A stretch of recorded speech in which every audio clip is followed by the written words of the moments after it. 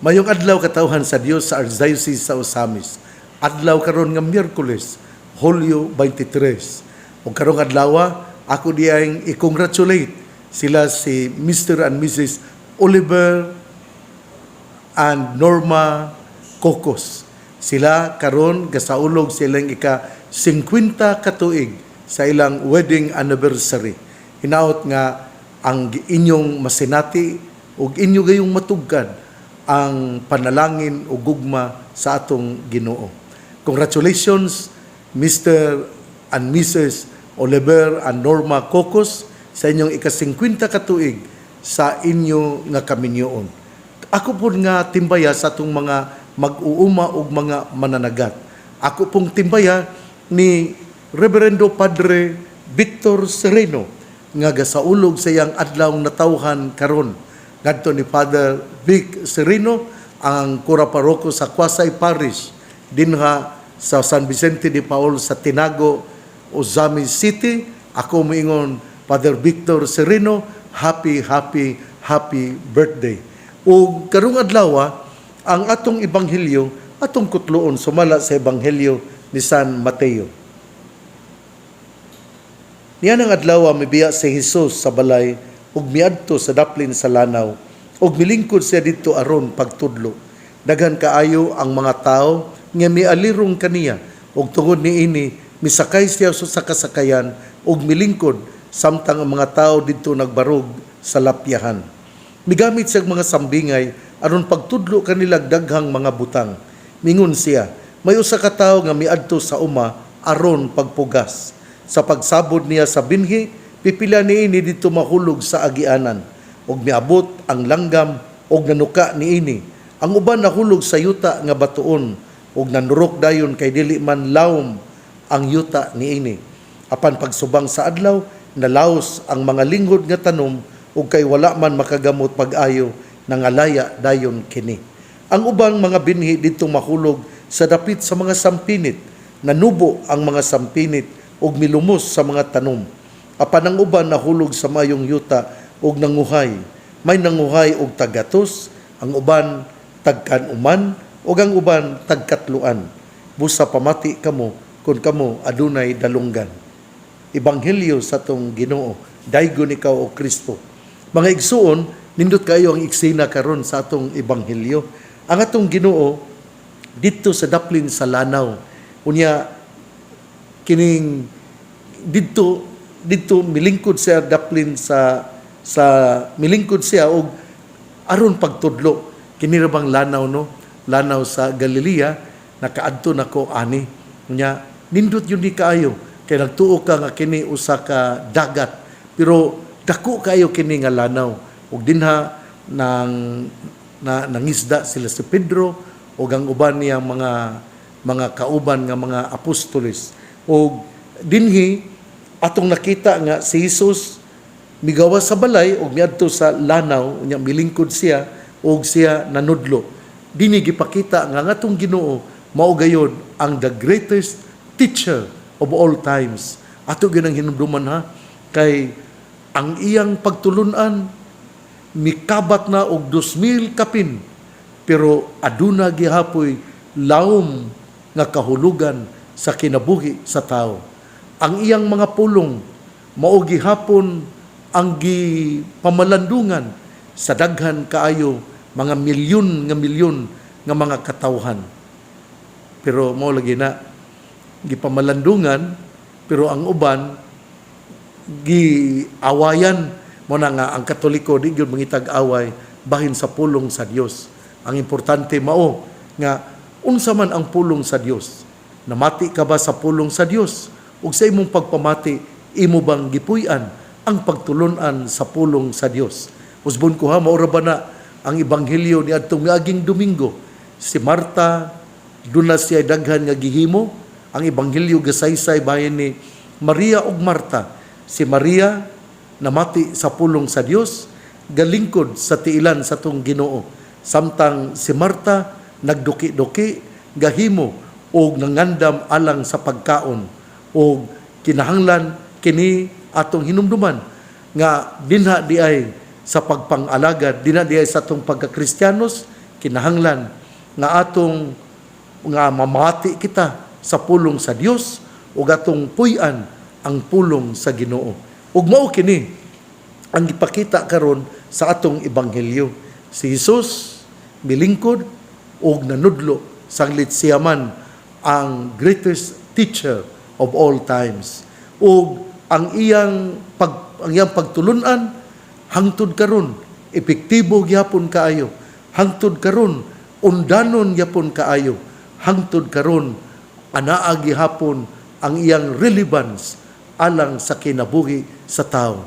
Mao nga ato gayud nga pamation ug atong buhaton ang pulong sa Dios.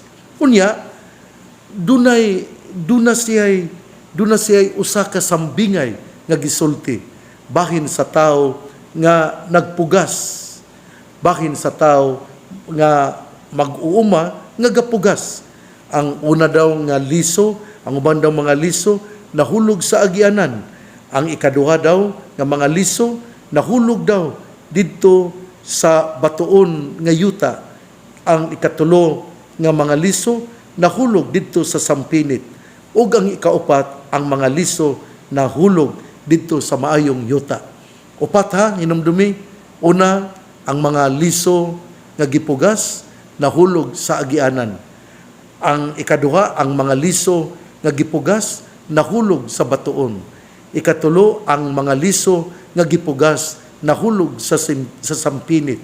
Ug ang ikaupat, ang mga liso nahulog didto sa maayong yuta. Ug kini ang mga tanglit didto nahulog sa maayong yuta, nitubo kini og nanguhay og mihatag og maayong bunga. Mori kita unsa may kahulugan nining liso nga nahulog sa agianan. Una sa tanan, atong hinumduman nga ang liso mao di ang pulong sa Dios ug ang mag-uuma mao di ay ang atong Ginoo. Ug kining mag-uuma nga gihatagan karon nga sa iyang obligasyon mao na usab ang atong mga kaobispuhan ug mga kaparian. Sila ang nagsabwag sa liso nga mao ang pulong sa Dios. Ang unang gisgutan ni Hesus sa diha nga siya ang usa ka mag-uuma nga mao ang pari o ang obispo nga nagsabod nahulog dito sa agianan. Sa to pa di ay wala gayod mutubo ang maong mga liso. Nangamatay kini. Nagpasabot nga wala sila ang mga tao ang mga tao wala mo dawat sa pulong sa Dios kay giyatak-yatakan o giagi-agian ug tungod niini namatay ang pulong sa Dios, namatay ang maong mga liso. Ang ikaduha, ang mga liso nahulog sa batuon o nanurok apan dili man kay lawom ang yuta o pagsubang sa adlaw nalaos o kini wala mo gamot og nangalaya og nangamatay gihapon. Ipasabot nga kanabang mga tao ba nga nakadungog pero adunay batuon nga kasing-kasing. Sanglit duna sila batuon nga kasing-kasing mitubo unta pero wala mo gamot, nilaos lang dayon. Mao na nga ang tao nga kining dunay batuon og kasing-kasing dili gayud mupadayon pagpamunga ang pulong sa Dios, ang liso nga mao ang pulong sa Dios nga gisabwag o gitanom sa atong Ginoo diha sa iyang kasing-kasing. Ug ang katulo mao ang mga liso, ang mga binhi nga nahulog diha sa sampinit. Ang sampinit atong hibantayan nga mao kini ang mutuok. Ang sampinit mutuok man ni. Unya ang mga liso unta mitubo pero sanglit gituok man sa sampinit namatay gyud. Usa may buti pasabot. Kini bitawng pulong sa Dios pero atong saktan sa mga kalibutanong interest. Mao kini ang mupatay sa liso sa pulong sa Dios nga unta miturok na. Panalitan ikaw ron dato ka kaayo. Nya nakadungog ka sa pulong sa Dios. Pero dili ka mo paambit tungod kay ang imo gyud nga sentro sa imong pangunahuna, mao gayud nga mamahimo kang mas maadunahan. Dili ka mo paambit, dili ka mo tabang sa mga nagkalisod-lisod, kasigi ka lang sagisigi ka lang o kanang pamaligya sa imong business, pero wala ka mo paambit. Unya, nanikas pag yung kausahay, pero wala man good musulod ang pagtulunan sa tong Ginoo. Misulod man gani pero gipuok kini, gituok kini sa imong pangandoy nga mas madato ka pa. Mao nga ang pulong sa Dios wala gayud mutubo tungod kay gituok man sa imong kalibutanon nga pangandoy. Ug ang ikaupat mao nga ang pulong sa Dios nahulog sa maayong yuta. Sanglit maayong mangyuta namunga kini o mihatag og maayong bunga.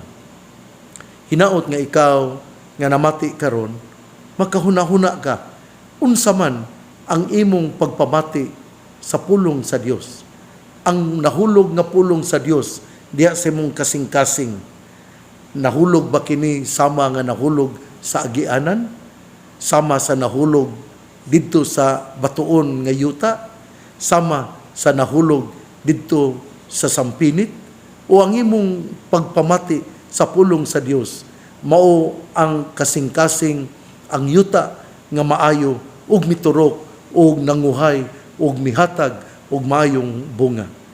Hinaot nga ikaw maka-identify, ikaw makahatag ug maayo nga classification kung unsang klase ikaw nga naminaw sa pulong sa Dios. Hinaot nga imo kining hatagan og maayong panguna-una. Pero ang importante ani mao gayon nga ato gyapong i-connect sa miaging Domingo. Ang pulong sa Dios dili lang nato pamation kundi kinahanglan nga mamunga kini og bunga nga maayo. Mao man bitaw nga ang ikaupat nga binhi nahulog sa maayong yuta ug nanguhay ug kini nakahatag ug nakaambit sa maayo sa mitubo ug na mihatag kini og maayong bunga nga moabot, bunga nga kanabang muhatag og kining makapaambit ngadto sa uban. Kanabang fruits that will endure, fruits that will give, that will be able, that we can share to others. Mga bunga nga atong mapaambit ngadto sa atong isig katawo. O mao kini ang atong mayong kinaiya, ang atong mga mayong gawi, o mao kini ang gipangayo sa Ginoo nga ang pulong sa Dios kinahanglan mo abot og mahulog gayud sa maayo nga yuta aron kini mamunga og daghan ug ang tawo nga mamungag daghan makapaambit ngadto sa uban. Lahi man pud na nga mamunga kag daghan unya para lang yun sa imong kaugalingon na dili man na maayo. Kung ikaw nakadawat og panalangin, permi gyud na akong ibalik-balik. Kinahanglan nga ikaw mopaambit ngadto sa mga nagkalisod-lisod. Ang gasa sa Dios kinahanglan ipaambit. Kay kung dili ninimo ipaambit, madaot kini ug dili kini matikman. Kinabang dili ba matilawan sa uban? Ug tungod kay wala matilawi sa uban, dili kini makahatag og kalipay sa atong Ginoo. Igsuon, ang mayong balita nga maong pulong ni Hesus, ang ayang pamation, pamalandungan, ug paningkamutan nga mapuy-an. Bulahan ang tawo nga namati sa pulong sa Ginoo, sama sa kahoy nga gitanom, daplin sa usa ka sapa, kansang dahon dili gayud malaya. Tempo sa timbunga, siya mamunga. Igsuon, ugma na usab. Osbon ko, birthday greetings, ngadto ni Father Victor Sereno, wedding akong congratulations atol sa ika-50 nga wedding anniversary nila ni Oliver o ni Norma Cocos, o ngadto usab sa tanan nga gasaulog silang adlaw natawhan sa ilang mga wedding anniversaries, silang mga anibersaryo sa tingali sa ilang pagdawat pagka regular din na sa trabaho, mga panalangin nga nadawat. Ako moingon, muduol gyud mo pasalamat sa Ginoo. Kung ikaw usa kami sa misnon, muadto gayud kita sa Birhen sa Kuta. Kay ang Birhen sa Kuta, muampo ka nato og mas makakita og makasinati pa kita sa daghan nga mga milagro dinha sa atong kinabuhi. Ang pangaliya sa mahal nga Birhen Maria nga gisangpit sa mga misamisnon nga Birhen sa Kuta, ang Ginoo magapanalangin kanatong tanan. Sa ngalan samahan sa Anak ug sa Espiritu Santo. Amen. Usbon ko ang atong mga kaparian karong semanaha gahimo sa retreat dinhi sa Dakbayan sa Sugbo. Sa sunod semana, Hulyo 28 hangtod sa Agosto 2, mauna usab ang retreat sa mga diocesan clergy of Pagadian. Ato silang iampo kay pinagi sa pag-ampo sila malig-on ug ilang matatawg makita unsa gayud ang maayo nga pagabuhaton isip pari sa atong Ginoo. God bless, mabuhay tayong lahat.